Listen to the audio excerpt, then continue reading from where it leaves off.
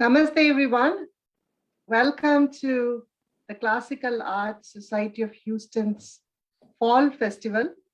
My name is Nalini Sadagopan, and along with me is Prabha Bala. I'm the president of the organization, and Prabha is our past president and one of the founders. We find it a great pleasure to be back on live with you all since August 15th, when we ended the Sangeeta Mela Festival. Over the last couple of months, we've been preparing for this fall festival, which is Houston Yuva Utsav. It's termed that since last year. So this is officially our second year of Houston Yuva Utsav. So namaskaram to everyone and happy Deepavali to all our viewers. Hope you all had a great celebration.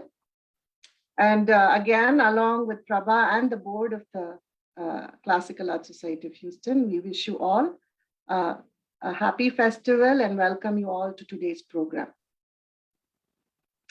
So today is November 6th, and today we start off the program, the Houston Yuva Utsav. And I really want to take the time to thank the team of board members who have really pulled this program together and are the driving force behind the Houston Yuva Utsav, our team.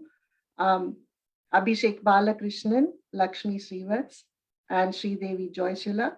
They have been the team that have been driving the Houston Yuva Utsav since last year. And again, this year they are bringing a stellar program to you. And without much ado, I'd like to invite Abhishek Balakrishnan, the lead for the Houston Yuva Utsav 2021, to take on the rest of the introduction of the festival itself and what awaits us. And then followed by that, he will introduce our guest of honor today. I want to, so Abhishek, you can come on screen.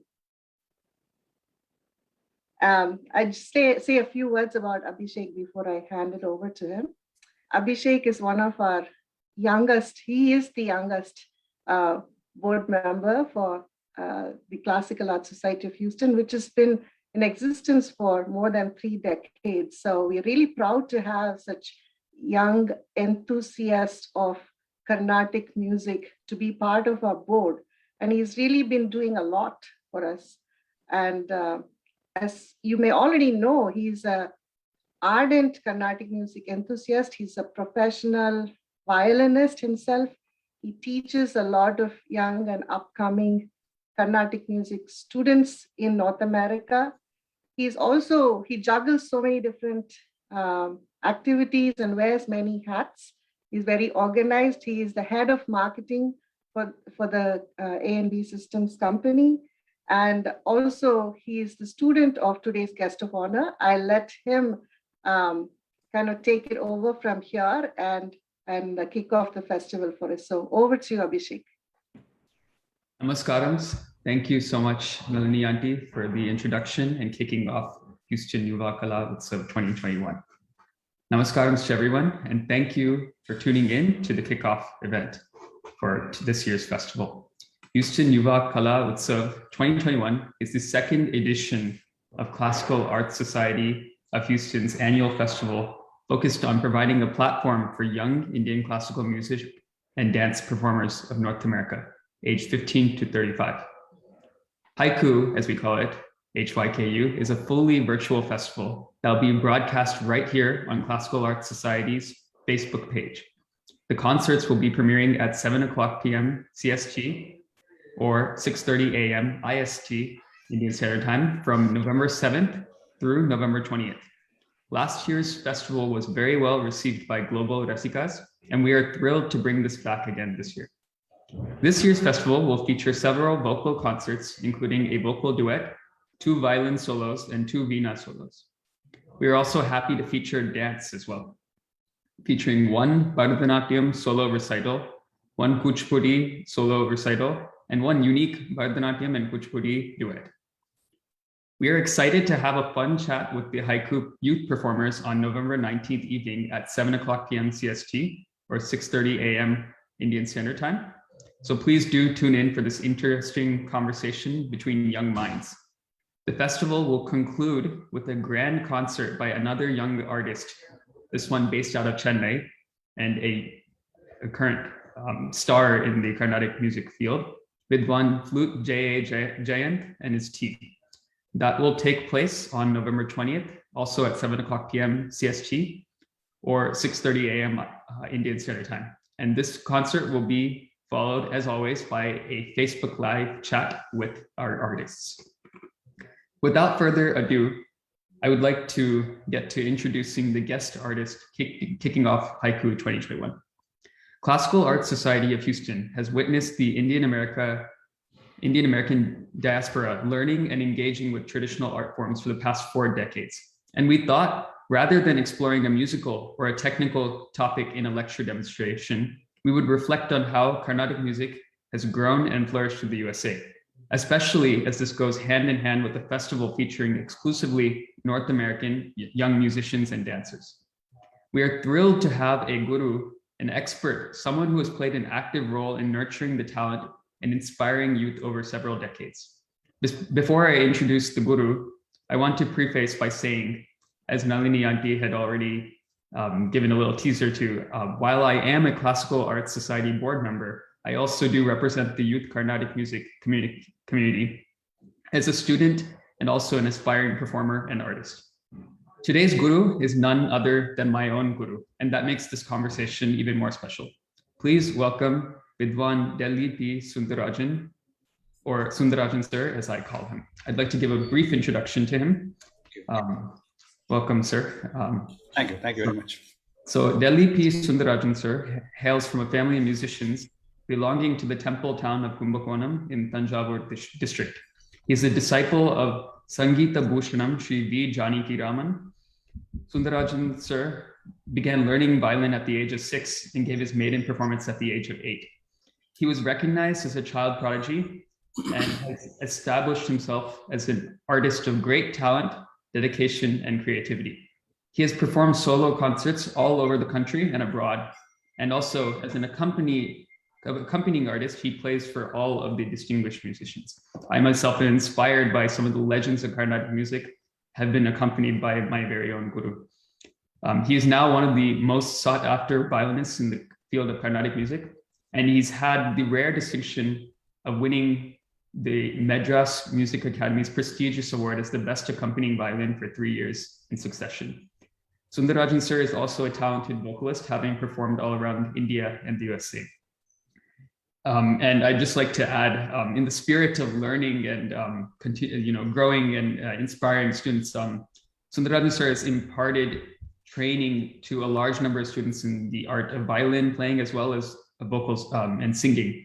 Many of his students are featured in concerts arranged by various reputed organizations in the country and abroad. And Sundarajan sir is also currently working on a PhD in the art of violin from Annamalai University, which is one of the leading universities in India. So before we move on to our conversation, I'll just invite Mrs. Prabha Bala to say a couple of words and then we can get right into it. Thank you. Well, this is a very special morning for me to welcome Sundarajan to the Classical Arts Youth Kala Festival, the Fall Festival, as to kick off and to inaugurate this Fall Festival for 2021. Inaugurations and inaugural events seem to go with Sundarajan and Classical Arts Society. If you recall, 1993 was when the Classical Arts Society was established, and our inaugural concert was by the Hyderabad brothers, accompanied by a very youthful Sundarajan. So I'm really happy to say that you were a youth at our inauguration of the Classical Arts Society, and today it is even more special that you are inaugurating our youth festival. So this is quite a wonderful and special event, and I would like to welcome you with great warmth and great affection. Thank you so much. Welcome. Would like to invite Shri Sundarajan sir to I think you would like to do an invocation or just say a few words to start before we get into our initial Q&A. Namaskarams to everyone. Namaskarams, and I'm very, very happy to be part of this wonderful festival. Houston Yuva Utsav of Classical Arts Society of Houston. Before beginning, I would just like to sing some verses, some shlokas as invocation.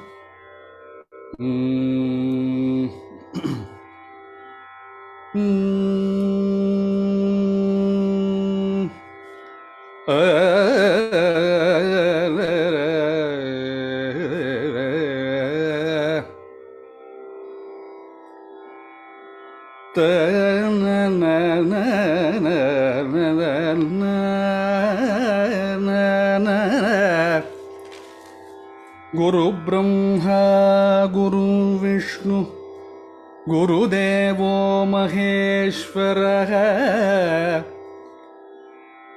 Guru Sakshat Parabrahma Tasmai Shri Gurave Namaha.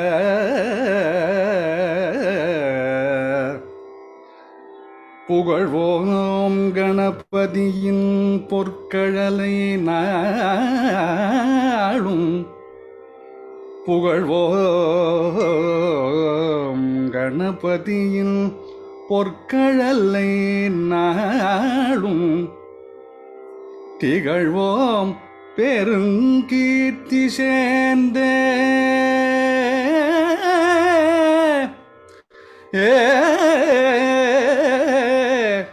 திகழ்வோம் பெருங்கீர்த்தி சேர்ந்தே.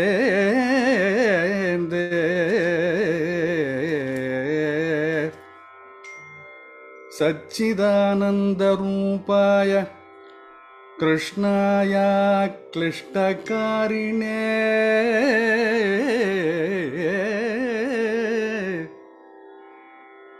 நமோ வேதாந்த நமோ வேதாந்த வேத்யாய குரவே புத்தி சாட்சிணே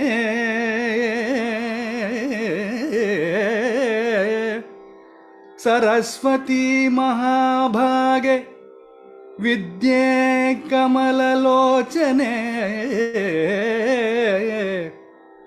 வித்யாரூபே विशालाक्षि विद्यां देहि नमोस्तुते.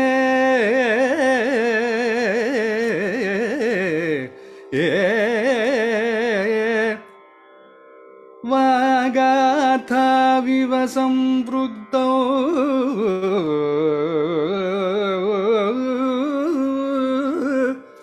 वागार्थाविव सम्पृक्तौ वागार्थ प्रतिपत्तये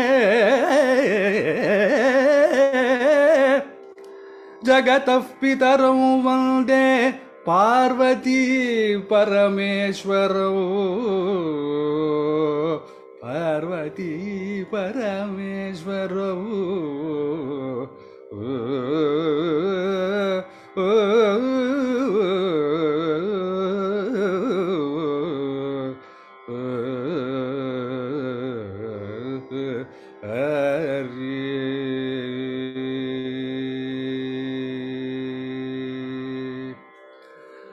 Those were some verses from Kalidasa's Raghuvamsam, the very first verse, where the importance of how the words and the meaning together, what they convey, is like Shiva Parvati. It's a prayer to Shiva Parvati, and some other verses from Bharatiya's Vinayagar Nan Mani Malai and Adi Shankaracharya's commentary on Vishnu Sahasranama, the prayer shloka from that, and the Guru Stotram and other Saraswati shlokas.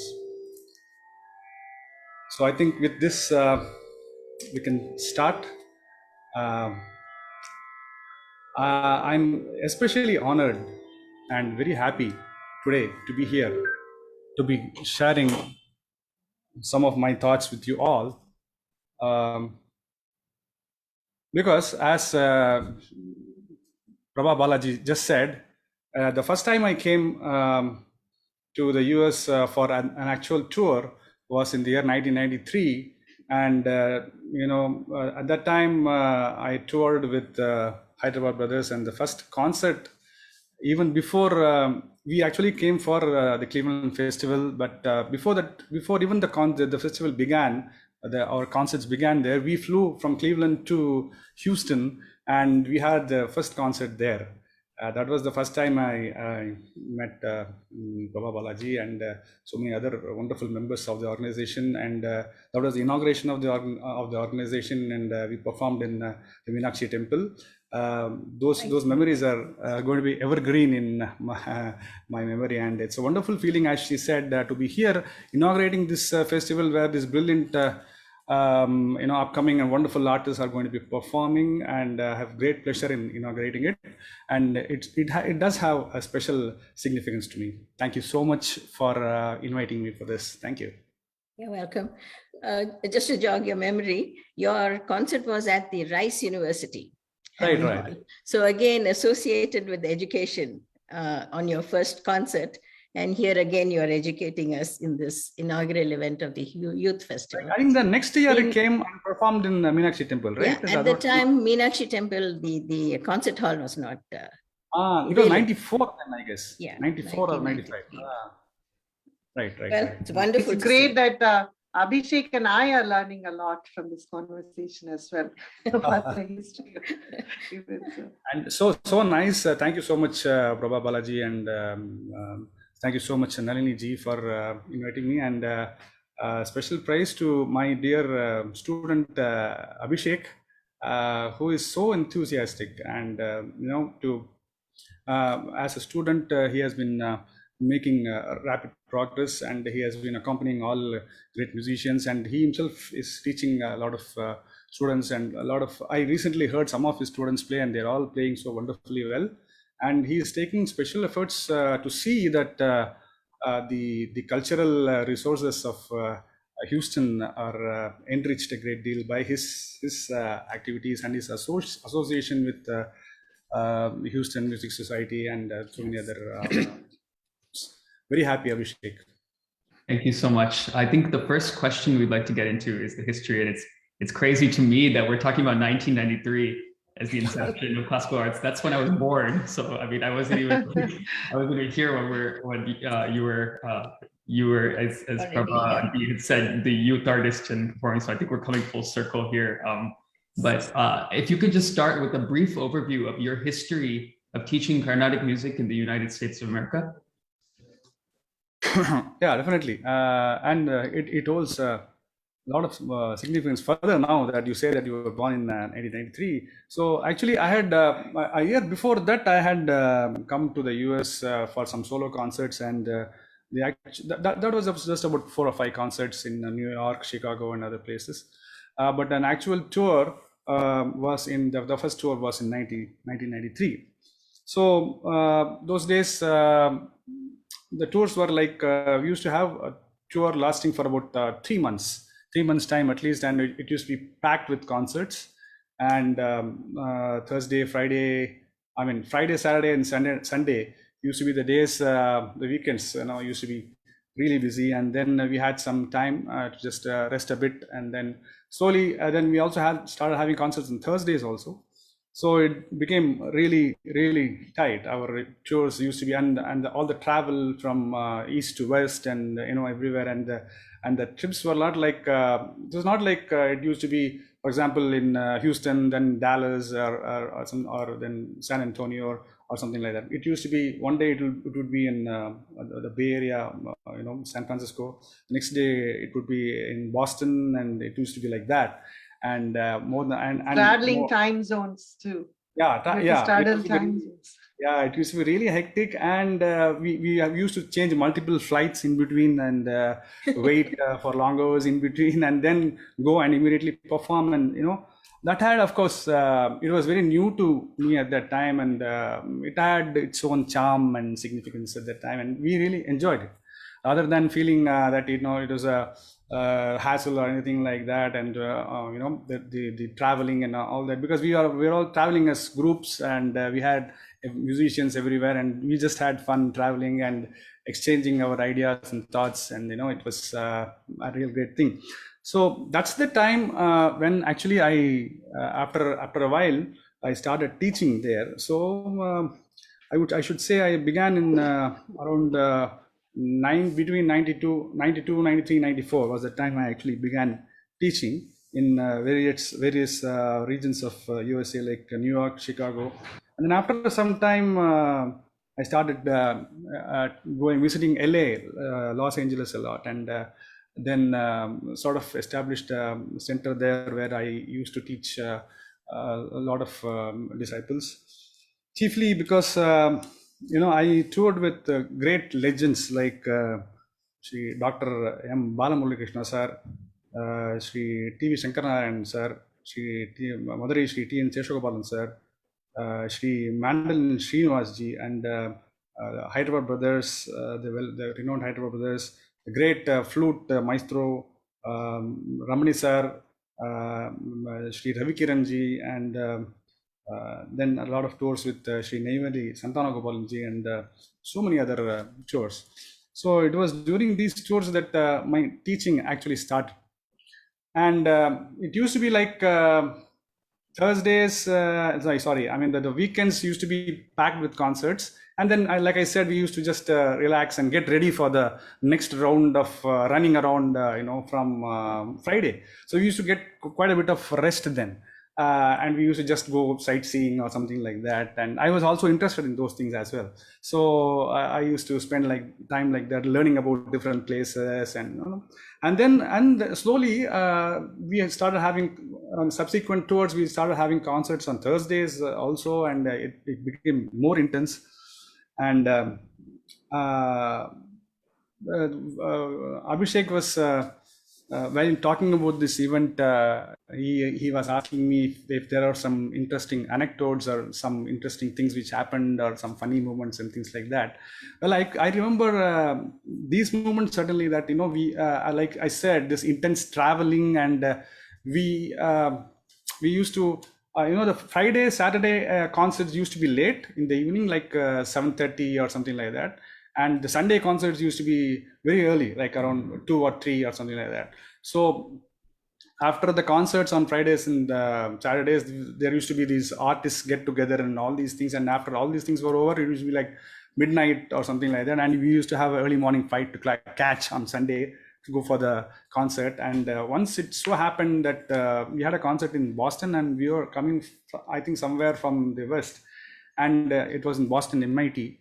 And we had to directly go from the airport to the concert venue, and because the flight got delayed, and the organizers said that the concert was at 2, I think we landed at 1:30 or something. So we were all we didn't know where we were. It's just so we didn't know whether we were hungry or sleepy or what we were. We had no clue as to what was happening with us. And it was the tour of T.V. Shankarnarayan sir, and I was playing violin, and Sri Mushnam Rajarao sir was playing Mridangam. So we straight away requested them to somehow announce and get the concert postponed to 3 p.m. So went straight away to MIT, and we couldn't do anything. We were so sleepy, and we said we just want to sleep for some time. So we went into these classrooms, and there was these desks and benches and things like that. Each one of us took a bench, and we didn't care about anything. We just slept for some time. And we didn't even know that, we forgot at that time that there was a concert schedule. And then after getting up, we were hungry. Then they had food brought to us, and then we ate. And then they made an announcement of the extraordinary circumstances we were in, and then started the concert at around 4 o'clock. And then it went on. So it went on, and then once on stage, as all artists are, we forget about whatever has transpired. We forget about everything, and in a different world. So, and one more thing is that And those days, people used to ask me, my friends used to ask me, sir, Netik enka kacheri enda urla, like, where was the concert yesterday? That is Saturday. And today would have been Sunday. And then I would tell them, just wait a second. First, let me make sure where I am right now, because I have absolutely no idea where I am. Then only I'll be able to tell you about what happened yesterday. So this was how intense it was. And then they started the teaching, and slowly, I used to travel to LA a lot. So my first batch of students who are now performing artists, it began from LA. And that was a tour. Abhishek, do you want to say something? No, please go ahead. I very well remember, this after some time, my travel to LA and all these other places increased, and then of course to the Bay Area and everywhere, San Jose, San Francisco. And then there was one tour where I was, in the same year, I was accompanying Sri Balamurali Krishna sir, Seshagopalan sir, and also previously in the same year, I also accompanied T.V. Shankarnarayan sir. So the thing is that, as I told you, we had limited time, like 3 months, and because I had returned to India to attend to my other concerts. So I couldn't spend more than 3 months maximum there in the USA. So those days, the students who are there, they said, if you're going to be traveling, sir, then how do we get to learn? And at that time, the internet teaching was not, it hadn't caught up so much. So I traveled. I used to travel from wherever I was. After finishing the concert on Sunday, Monday morning, I used to take a flight and go to LA and then come back to wherever the concert was scheduled, to that city on Thursday. So that's how it was. So once in the concert tour of Dr. Balamurali Krishna sir, he was a great man. Of course, he's a great musician. Everyone knows that. I don't have to say it. He has proved that, and the entire world knows that. And such a simple man, and so affectionate with people who are accompanying him. And those are great qualities. I could speak on and on about Sri Balamurali Krishna sir if of course we have limited time, and so I have just made some kind of points here so that I could I don't keep on talking about the same thing for a long time. But I have to say this about Dr. Balamurali Krishna sir. He used to have such appreciation for the accompanying artists that he used to just have fun all the time, and so many ideas he used to say. And then once he said, just to highlight the fact that he was, despite being such a senior musician, he was so easy and always playful. So in his concerts, there used to be an intermission, as you all know. There used to be an intermission. So he once during the intermission, he knew that I flew back into wherever the concert was from LA, and during the interval time, he used to tell me, "There are 15 minutes. There's 15 minutes interval. Do you want to go to LA and come back?" Many moments like. It seems like there needed to be very strong commitment from the guru before the students' commitment. From what you're describing, it's just so amazing. Yeah, and it was mainly because of them. Because yes, you are right. Because to undertake such kind of travel, it was a bit hectic. But then the kind of interest they would evince and the kind of commitment they would have. I'm talking about the very first batch of students who started with me back in after 94, 95, 2000 at that time. So. Of course, most of them are all performing artists now, performing in various international sabhas and Chennai and everywhere. So the kind of commitment which they had, and they really wanted to make sure that somehow I would come there, and they would say something we will do, you should definitely come, and some kind of arrangement they will do, and they would do, and make sure that of course what do you see, to travel all these long distances and all these things, it was a bit hectic, but then I used to, because of my Guruji, Sangeeta Bhushanam Shri V. Janakiraman sir, who made sure that he never encouraged anyone to be called as a violinist or a mridangist or vocalist. He used to really loathe these terms, ists. So he used to say, you have to be a Vidwan. A Vidwan is not an ordinary thing. Vidwan is somebody who has, to be called a Vidwan, anybody who is performing is not a Vidwan. Yeah. To attain the status of Vidwan, the Vidvat, you have to do so many things. You have to learn the art so well. One may be a performer, but to be a Vidwan, it is a totally different thing. And he used to say, I want you to be a Vidwan, not a violinist or a vocalist. Actually, I started learning vocal before I started learning violin from him.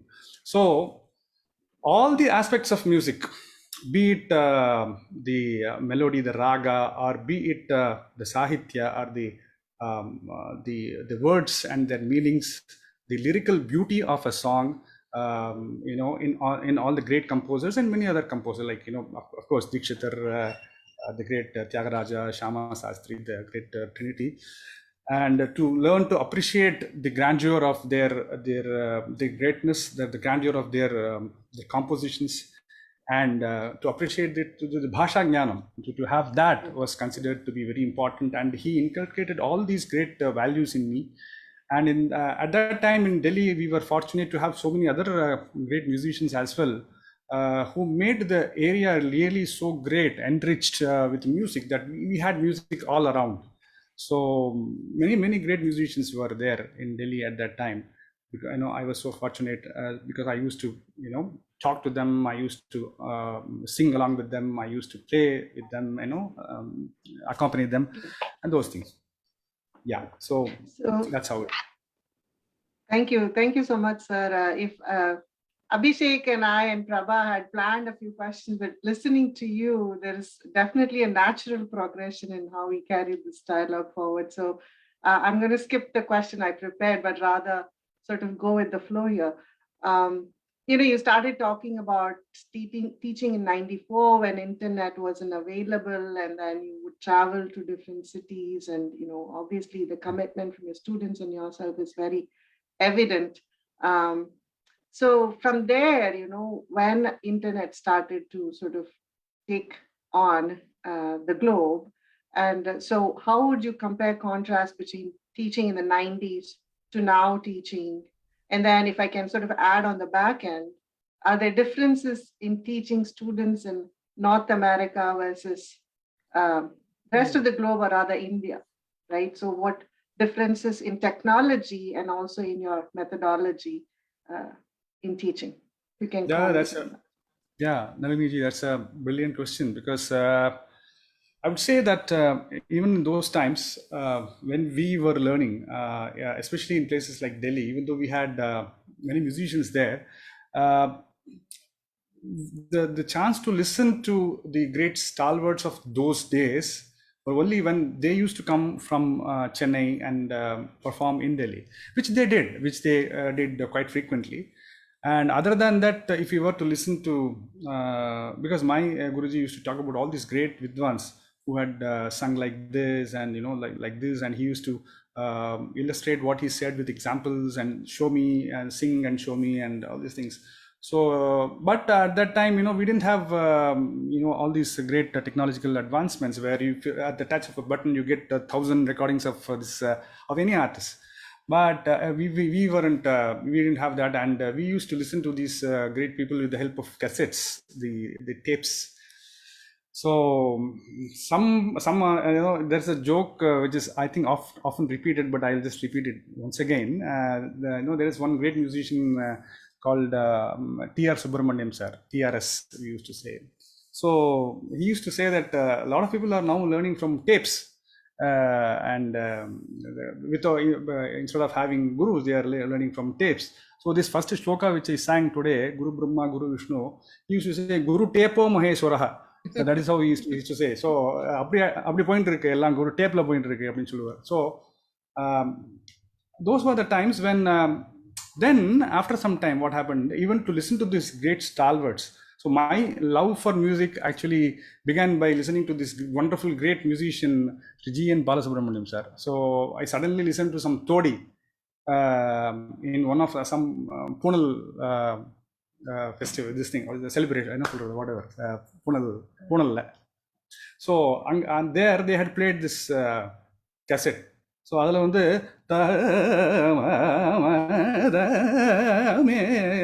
தமியனு கருள் செய்ய அப்படின்னு ஒரு there's one song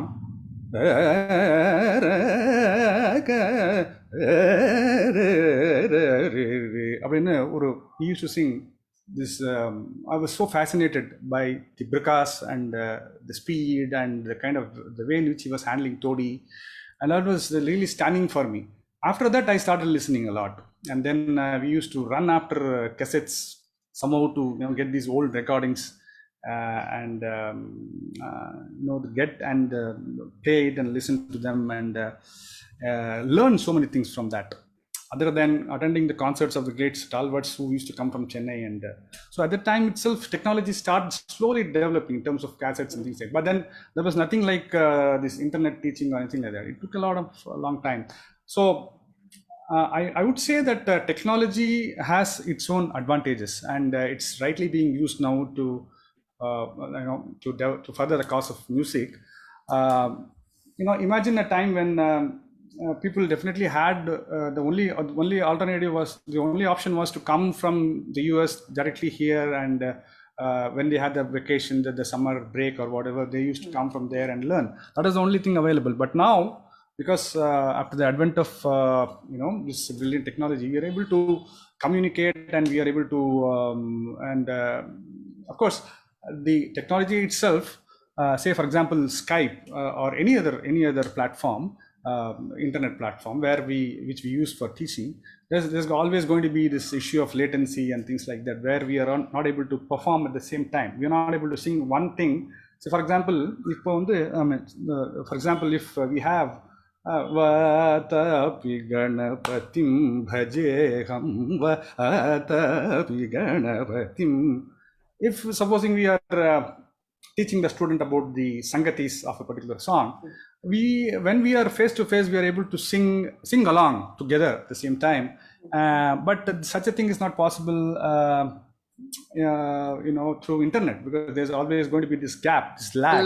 Yeah. It's going to overlap, and then it's going to get very confusing. So we have to develop certain workaround methods to enable us to conquer these hassles. So and then of course when even this is stuff, when we come to Kalpana Swaras or anything like Vatapi Ganapatim Bhajeham Vatapi Kavani Sari Gari Sani Bhagapa Pagari Sari Vatapi Gana.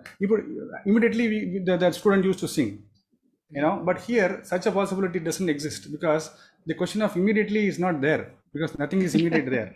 It would takes a lot of time. So then we have to, what I used to say is, sing that Vatapi. In fact, we had some time back, we had a discussion on this where how exactly to overcome these problems. We were discussing, and these technical issues. So we used to say, we have to sing that beginning of the song again, and then the Kalpana Swaram is to be repeated by the student, and such things, such small things can be done to make things easy. So you have to improvise to fill in the gaps. We have to improvise. Yeah, we have to improvise. Do you think this Zoom is a great improvement, where it takes care of that lag? Here, while you're speaking, I'm interrupting, so that is almost joining in as you speak. Oh, this is a good interruption, really so I don't mind that. It has really reduced the time gap, is what I'm saying. I mean, you were actually, Prabhaji, I think that even in Zoom, simultaneous singing is not possible. A conversation is okay, but then when you start to, Zoom is great in a way. These kinds of platforms which allow a lot of people to come together and immediately exchange your thoughts and things like that. And it's used for music, learning also. There's no doubt. But then there's still this gap. I think that's inevitable, because I don't know how far technology will take us. Probably one day it's going to be instantaneous. But as of now, I guess there is going to be definitely this bit of whatever second 0.0000 second latency, which is enough to create confusion.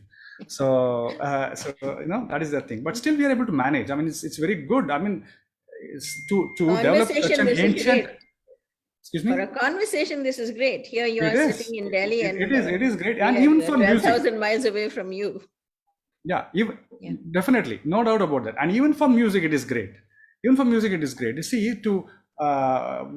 what could be better than such an advanced technology helping such an ancient art? You know, if you are using some advanced technology to further the interest of this wonderful art, there's nothing better than that. We should make use of technology available, and these are not insurmountable problems. I think these can be overcome, and with employing methods which I told you. So definitely, it's very helpful. Technology definitely should be used. And of course, the viewpoint changes from time to time. Even us, if you had asked me maybe 25 years ago, I would have just said, oh no, it's not possible at all. Such a thing, because we all learned in a different way. That at those times there was this Gurukula system when we used to be at the feet of our gurus all the time, and learn by not even his teaching. Learn just by being with him. Yeah. You never knew when some great things would come. Yeah. And it used to be something very normal, and suddenly he used to come up with a lot of barrage of things continuously, and you had to absorb that at that time, and that we didn't use any recorders or taking notes or anything like that. We had to learn it at that time. So the capacity to sort of understand things immediately, the reaction time we had to be spot on to be able to understand things. So those kinds of skills were nurtured very well because of these recordings and all these things not being there. So like the simple fact that nowadays we are not able to remember mobile numbers and things like that because it's already there at the touch of a button. Right. So, is technology a boon or a bane, or we can have a different topic? I think the advantage sort of outweighs the negative aspects. Depends on how you use anything. Everything it depends on how you use things. Everything is not negatives and positive. If you can you make a positive. I had a question on that point. You talk about the Gurukula system, Gurukula Vasam. I think just for me personally, I think the closest I ever got to that was, if you remember, sir, 2017, where I had 4 days with you in San Diego in someone's house, and it was a world of difference in terms of how much you can absorb and all that. With the pandemic, with online learning, it's very hard even for people in the same city seem to want to do Zoom instead of meeting in person. So how can people get that kind of Gurukula system or as close to that today? Like what are the alternatives to that immersion? So that's a good one. Actually, one of the things which we can do, which I have been also doing, as have many other gurus been doing, the regular classes and things like that we are able to have, or some kind of workshops where all the students can gather online. That is always happening. But when two possibilities are there, at least. When the students, during pandemic days, it's a different situation altogether. Everything is different, and that's a different topic altogether. So, but then,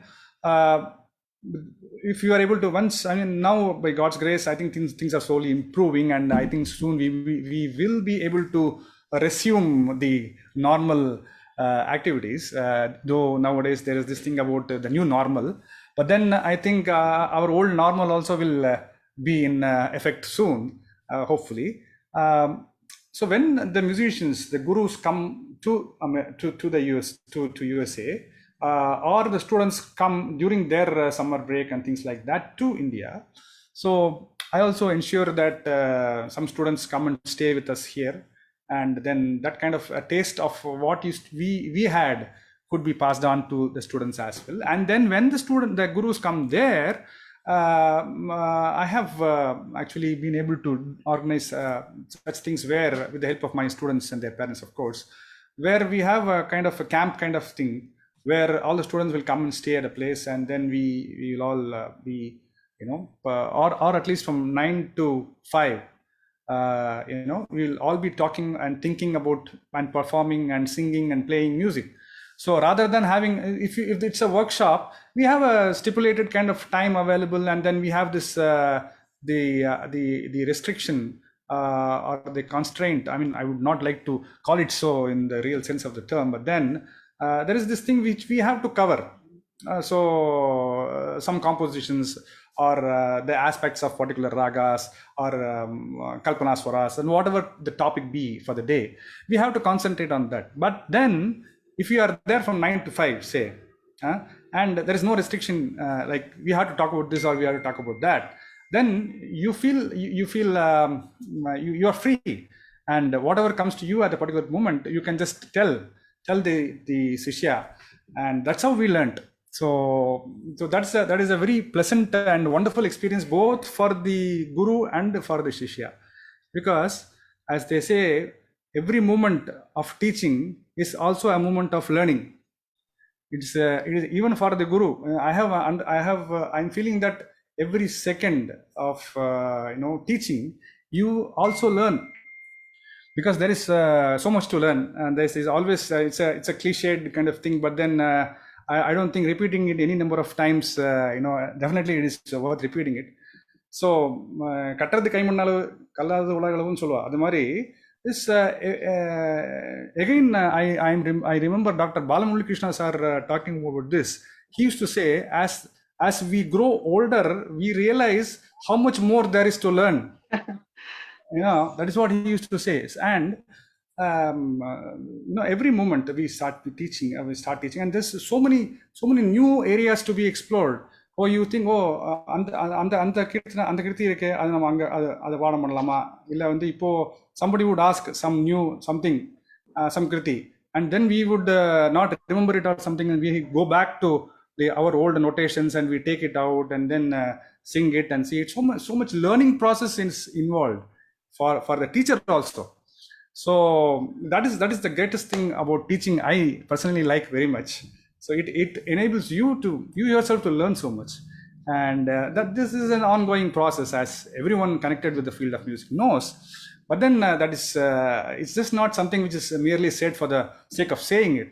It's every ardent lover of music, every ardent artist who is passionately teaching would definitely feel this every second of his life, of his or So her in life. that sense, is there a difference between a student who's learning in North America versus who's probably learning in India, the art form, right?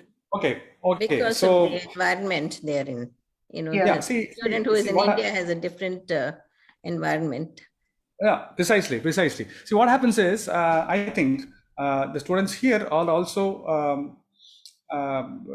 very, very, I mean, it definitely is a set of students who are very keen about music.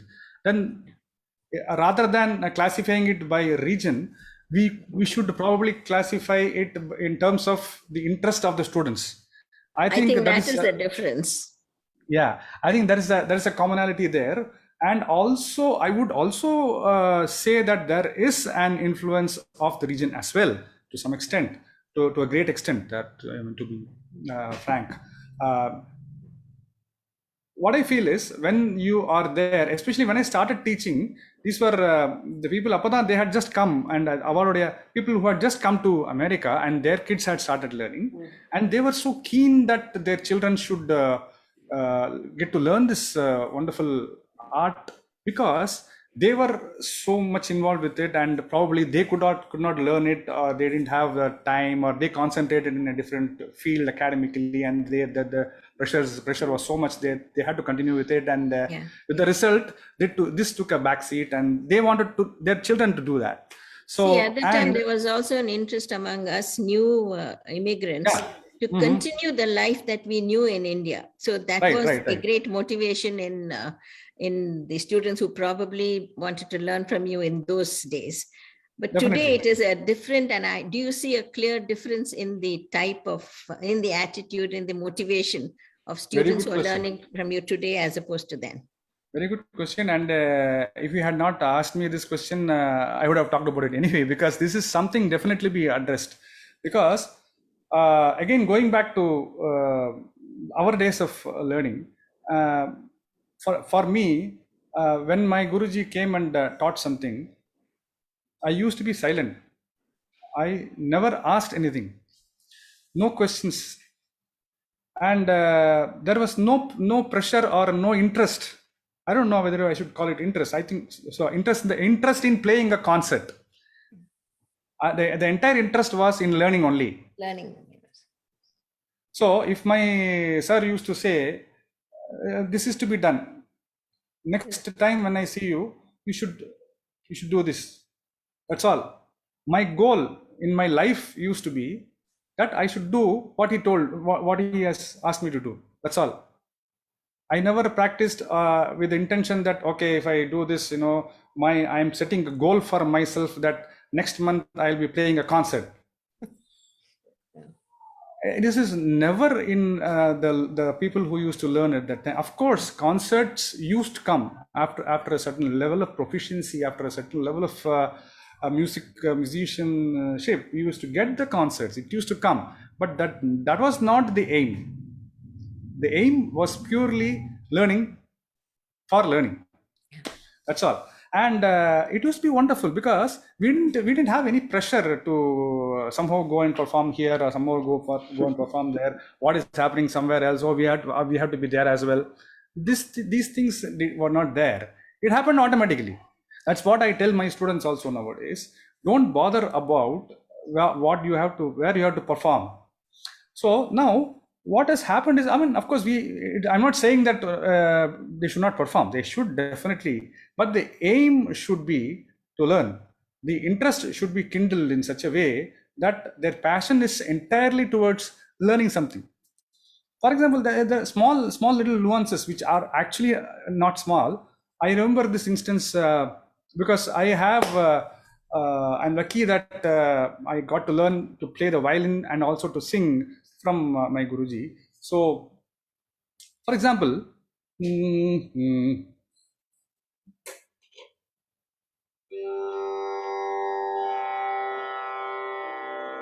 there is this well-known Kedaragala Varnam.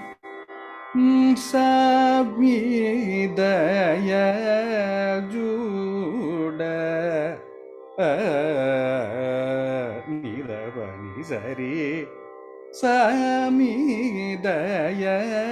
Juda Manchi Sama Yamudega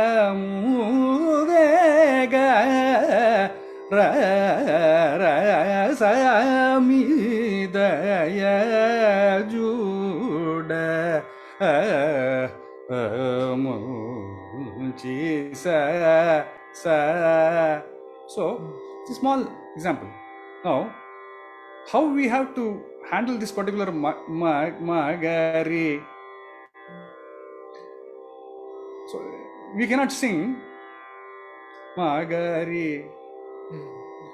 So, is there a difference between the two? There is a world of difference. And our music is so nuanced that this small thing is actually not so small. It makes all the difference. So if you sing something like Magari Mava, that would point to surati. Why? Because just because of the placement of the Gandharam very close to Madhyamam. If you sing it as Magari Sa, which is characteristic of Kedaragowda. So we have to sing it like that. And Magari, we cannot sing it that way. So these are some of the things which we just a small tip of the iceberg, so to say. So then there even the way you play it, we have to employ different techniques for it. For example, just to give a small example, we would use the first finger to play Magari ma pa ma pa ma. Let me just demonstrate that. It's in a different pitch though.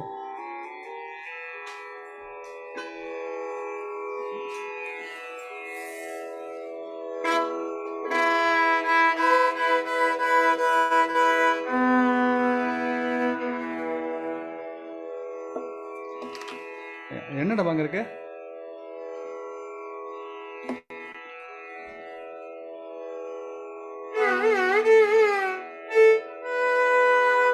So for example, so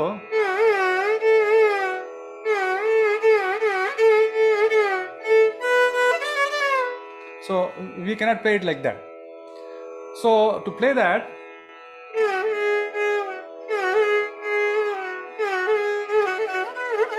so we have to use another technique where we use the second and the third finger. So to play this magari, that is suruti. So if we have to ground that ga to be able to get the effect of Kedaragod. So my guru told me that don't play it with the first finger, just play it with second finger. That's all. And I said fine.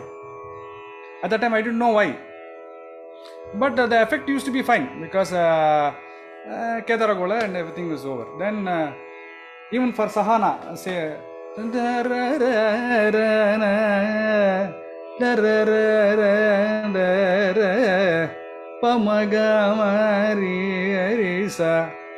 if you play Pamagama with the second finger, that effect goes. Sahana is not there. So I was always, those days you are like, your brain used to think, you used to think about certain things, but then you are not very sure whether you could ask it. That's one difference now I would say. And now, of course, I welcome that. I think that's a nice thing because we didn't have that kind of an opportunity. Why? Now I encourage my students to ask me any doubts. But at that time, now we have this limited time and all these things. At that time, even if we didn't ask anything, it used to be cleared automatically. At some point, he would answer some question which came to my mind 5 years ago.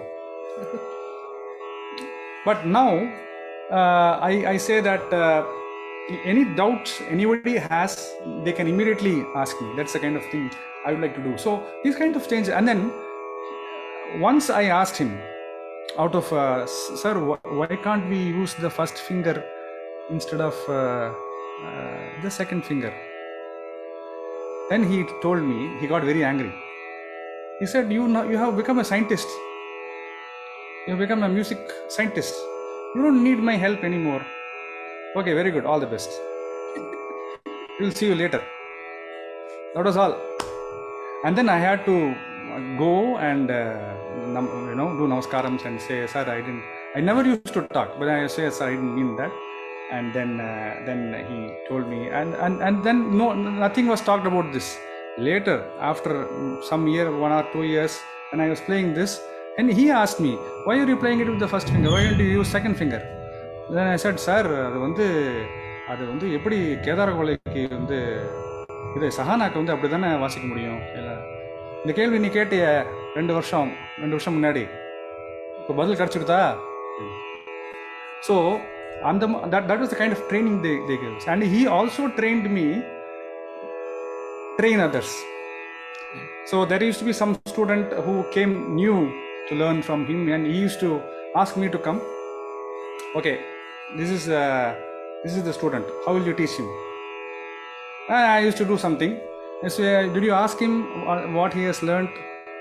What kind of finger he is using? What kind of gamaka he is using? Because in our system of music, the gamakas play a great role. For example, suppose we have Todi.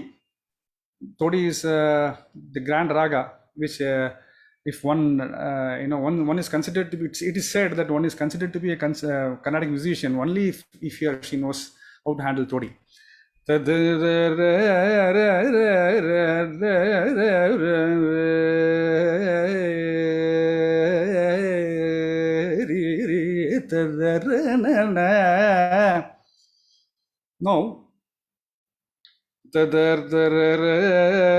how many types of ga are there in Todi?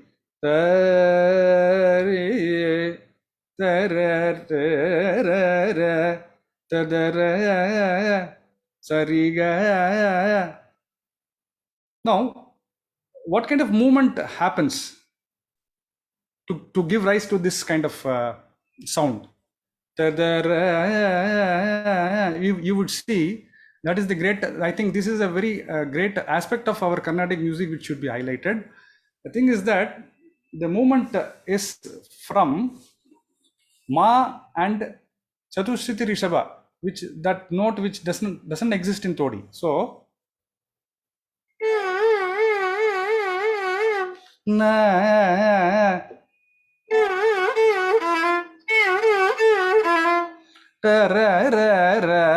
to play something like this, to sing like this, the technique we employ in singing and playing are the same. We are just singing with our violin. That's all. So our mind, my Guruji, he after he taught me the basics of fingering, he never played and showed me anything. To sit in front of you and make you sit and then play and show, this never happened. After a certain time, he only used to sing, and I had to repeat what he sings. So this, sharpened my skills of observation, of listening, of how to tackle a particular gamaka or kalpanaswara, which was so useful for me to play in concerts. The role of a violin player is to immediately understand and offer whatever the performer that day is conveying to him. It has to come from his hands immediately on stage with no previous practice of that particular thing. And everything, especially in the case of Kalpanaswaras, not only that, the reaction time which he or she has after a particular phrase is being sung. For example, in Raga Alapana, like Varali I was singing now, then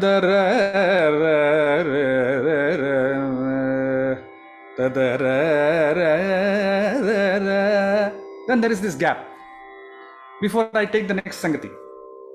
So the violinist has to play in such a way that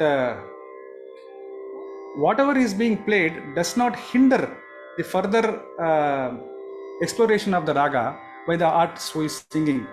So it has to be he has to play in such a way that it is conducive for the artist to blossom further. So and not the entire thing should be played. That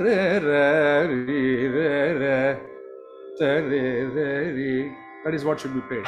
But there are also times when the entire phrase can be repeated. So these are the kinds of instantaneous reaction which is expected from the one who is playing the violin. So these are the great things which we should learn, and this comes by experience and the teaching of the Guru. And the main thing which I would like to emphasize upon is listening to concerts, listening to whatever. Nowadays it has been like we were talking about the advantages of technology. Now we have so many things available to us at the touch of a button.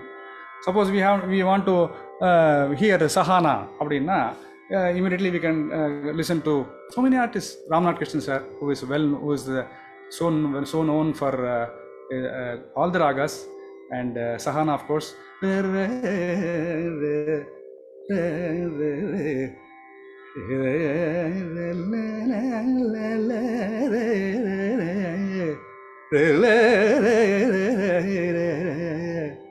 So the way he handles the finesse with which he handles those gamakas, so we can immediately listen to that. So in fact, I do these sessions for my students where we put on these recordings of these great stalwarts, and the knowledge, the enjoyment I derived out of listening to these great stalwarts, I used to share it with my students and ask their view of what they thought about a particular concert. And we used to take the recordings of these great stalwarts. Like, for example, I was talking about Ramnath Krishnan sir now, Shyamangudi Srinivas here, any Gene Balasubramaniam sir. We used to take these recordings, play some ragas, and in fact, Abhishek would probably remember we had such a session in his home some years back, where we took up the same raga sung by different artists. Kalyani sung by GNP sir, and Kalyani sung by MDR sir. So what a contrast, and what great beauty in both styles.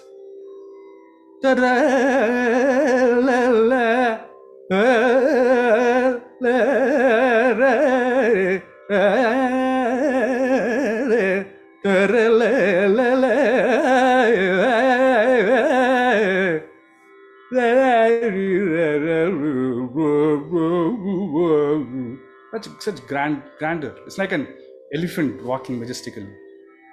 Beauty. So, but such contrasting styles, and we are fortunate that we have such great musicians, and we can learn so much from them. Not only that, we and the little bit of an unfortunate thing which I witnessed some years back was when in the group of some kind of a workshop, when I used to talk about these great people, my intention is always to make all the students hear these great people. After all, this is we are all taking our music from, getting the ideas from, getting our inspiration from. Inspiration is everything. So today's artists, whoever is singing on stage, if you ask everyone, they would tell you stories of how they enjoyed listening to all these great people I talked about. From Arthur Brothers, Arikudi Ramanujingar, KVN sir, MS Amma, DK Bhattamal, and MLV Amma. So all these great musicians, we are learning so much every minute. Today, if you listen to something, you would find something new in some recording which you already heard. That is the greatness of our music and these great musicians. So my purpose is to make the youngsters aware of these great things first of all. And I saw that I was just explaining how what are the different. The topic was Bani, and I was talking about different Banis, how Shyamangudi sir used to sing a particular thing, and all these things. Then to my surprise, I found that hardly then Madhuramani, I was talking about Madhuramani. So it was I came to see that a lot of students did not know about this Arikudi Ramanujangar, the person who started the concert Paddhati. So my idea was I thought we should do something where we make all these brilliant youngsters aware of such great music having existed, from where everything now is coming. So that is something I call that Shravana Marga. So we have an organization called Marga, where of course Abhishek is taking care of it in Houston. So we have one main objective is to do such things there. So that's how we are able to understand the music and appreciate the music of these great stalwarts, and also the beauty of the violin. How the violin today is used in concerts. For example, just like to why this violin is was chosen as an accompanying instrument so prominently, because the instrument is able to do so many things. Despite being in its present form, it is evolved in Europe, and the origin is supposed to have been in the Indian subcontinent. It's said that there is something called Ravanahasta Vadya which originated in Sri Lanka. So there is evidence to suggest that. So in this present form, of course, it evolved like this in Europe, and then when we place, it's a very small fingerboard. It's a very small fingerboard, and there is a very limited space available. But still, precision can be achieved. So if we place our finger on a particular note,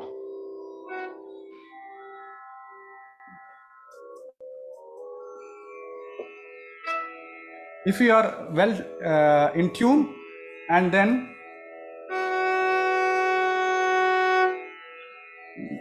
there can be only one unique sound and one frequency which gives rise to this particular sound. And if we are not able to achieve it, that means that the artist needs more practice. So when we say about apaswarams or the shruti not being okay, shruti is just not shruti sararade abingiradhe, it's just not in sajjama and panchama or besa. Every note should be perfectly in shruti. We call that sthana shuddham, we say.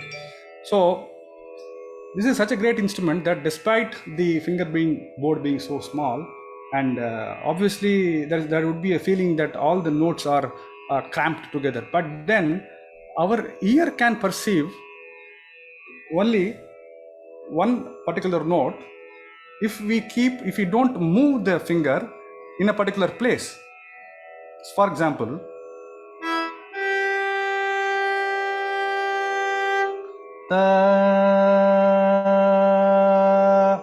this is Sadharana Gandharam, there is no doubt about that.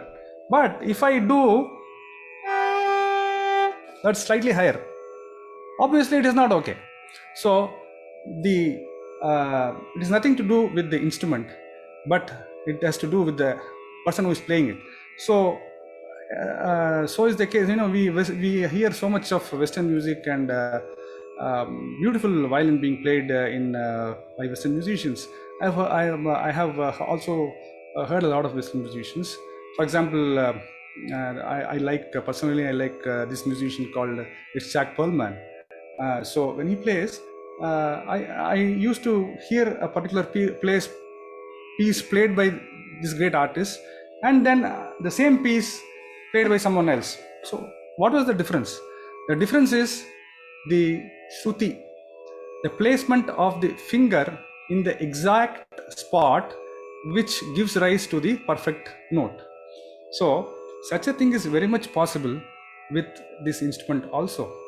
So there is fear sometimes that in such a small fingerboard can the exact note be produced. It can very well be produced, as is evident by great violin players all over the world. So such a beautiful instrument, and I'm fortunate to be able to apply myself to both fields. So I have learned a lot by traveling and performing with these great stalwarts whom I talked about some time back. And like I said, for example, oh, I'm still in E. For example, if I sing something, I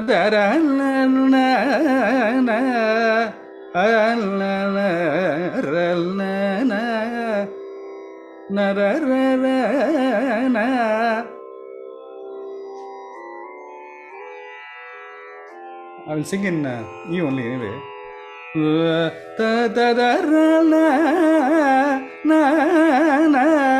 I sing this, and then the violin plays.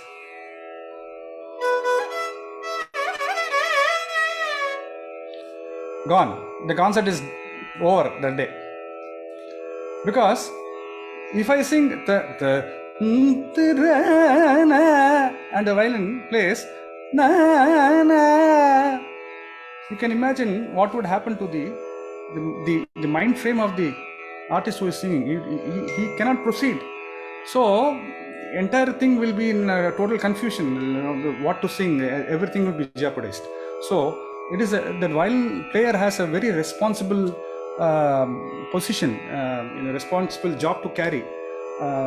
So he has to be aware, he or she has to be aware of what exactly to play at that point, what is the gap to be given, how to handle the gamaka. In our system, the gamaka is just not merely an entity, but it has so many things, intricate things inherently inbuilt in it.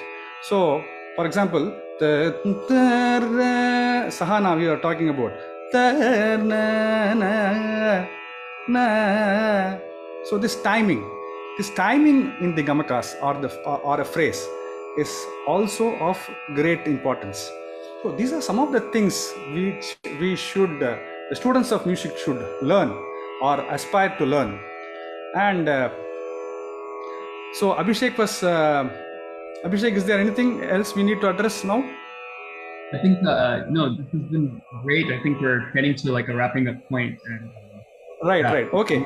Now, these are some of the things which the students of music should aim to understand and absorb. Right from learning the basic exercises like practicing the alankaras, the 3-speed alankaras, both in violin and vocal, and for the mobility of the voice and the facile movement of the fingers. These are the basic things one must learn. And of course the varnams, and there is nothing which is not there in alankarams, sarli verses, alankarams and varnams. So these are the things to be practiced, and then we must hear the music of great stalwarts. And another great thing we must develop is the knowledge of the swaras. Swarajnana is very important. Of course we don't place everything only through the angle of swaras, but if we sing something, immediately it should come to our mind, like sani da ma ga ri sani a ra ga ga ba ma da ma da ni sa ri ni da da da da ra pa ga ri sani da ma ga ri sani. So it should instantaneously be translated into our mind in terms of swaras. So these are the skills one should aspire to develop as a musician. Thank you, sir. Thank you so much, Sundar sir. I think we're just at the end of this session, and we've learned so much today about several different topics, particularly the history of Carnatic music in the USA and the Indian American diaspora, history of learning, your perspective on the evolving approach to music. I think it's so true how people before there's like a fear of asking questions, and now there's a little bit more open dialogue and conversation, and the merits and demerits of all these different approaches and how it's evolved. And we've, me personally, I mean, having the fortune of being able to listen to you in class and previous lectums, and being able to bring that here, your stories about Sri Balamurali Krishna and your demonstration of all these ragas are things that I think we can always keep on listening more and more. I myself have enjoyed many of your anecdotes of your experiences with legends like BMK. And so thank you so much for joining us and sharing your perspective about how students around the world throughout time have been taking to this art. And I think a lot of the success stories, a lot of the tips that you've given, which are whether it's something so nuanced like the fingering that we should use and how you should pay attention to those details, and how the details and the nuances of our music make the difference, from those to just like the approach of like learn for the sake of learning and not, I think they're all valuable lessons that all of our rasikas and students in music and people like myself can take and very happy do better in the future with all this advice. So thank you so much for being here today and inspiring us through your conversation. Very happy, Abhishek. It is a special day for me also because I've been doing quite a few lectums and workshops, but this is very special because like Prabhaji said, this is for Indian Classical Society, Houston, and that is the place I came and performed the very first concert. So it has great value for me that I'm able to come today and inaugurate this great festival. The future belongs to the youth, and I'm so happy that so many young people are seriously taking music and performing and are so passionate about it, which is a great thing. Thank you so much for inviting me, Prabhaji, Nalini ji, and I'm very happy that my dear student Abhishek is here to doing so many things. My aim is of course teaching, and I also want to make them get involved in these things where the propagation of music also is one of the chief goals, and I'm so happy that Abhishek is doing it. Very happy, very happy. Thank you so much. Yeah, and we're so happy that you're kicking off our Houston Yuva Utsav 2021, which I'll just remind everyone about. I think this very auspicious and very relevant opening is like a great way for us to kick off a festival that's dedicated and focused on youth performers and giving a platform to those youth performers. And I know some of the youth performers will be tuning in either now or afterwards to take some of these tidbits and apply that and do better in their concerts too. So thank you for inspiring them. Just to remind everyone, Houston Yuva Utsav 2021 is the second edition of Classical Arts Society of Houston's annual festival, focused on providing a platform for young Indian classical music and dance performers in North America, age 15 to 35. And this is a fully virtual festival that will be broadcasting right here on our Facebook page over the next 2 weeks. So it will start tomorrow. We kick the festival off with a vocal duet concert by the Shri Brothers from California. And we have several vocal concerts, violin solos, Vinay concerts, and even 3 dance recitals, which being one of the organizers of the festival, I've looked at these concerts and I'm so excited to see what we've put together. These youth performers have put in a lot of effort to produce. I think we've all learned through the pandemic, the digital bar has gone up in terms of production. And at the beginning, I remember myself, just doing something in a room, but it's so nice to see people are really putting a lot into the production quality for these things, whether it's dance or music. And we're very, very grateful for the effort that these youth have put in. So please, everyone, do tune into these concerts. And we conclude with the grand concert by Vidwan Flute Jayant. There'll be 2 more conversations like this. We love to have these dialogues with artists and performers. So there'll be one with just youth. It's going to be like a little fun conversation, keeping people on their toes and little games and stuff like that. So tune into that, and then a conversation with the artists. So I'll hand it back over to the president of Classical Arts Society of Houston, Mrs. Nalini Sodagopan. Thank you everyone again, and I'll let her give her concluding remarks. Well, first of all, thank you, Sri Sundarajan sir, for being the guest of honor and for opening the Houston Yuva Utsav for Classical Arts Society of Houston. So Abhishek summarized it really, really well. So I'm not going to summarize it, but I've learned so much. Katrathu kaiman alavu kalladadu ulagalavu neenga sonna madri nariya ketunde irkalam neenga sonnadunu. So thank you again for auspiciously starting off the festival for us.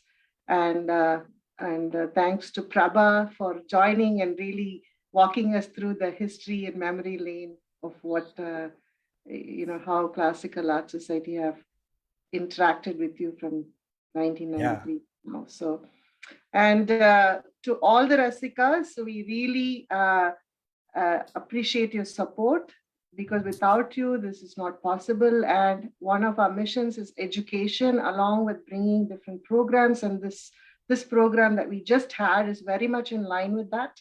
And like Abhishek said, we will have Q&As and panel discussions after the event. So please do join into the programs as well as the discussions, because personally, and I'm sure many of you will resonate with this, that's where we learn a lot.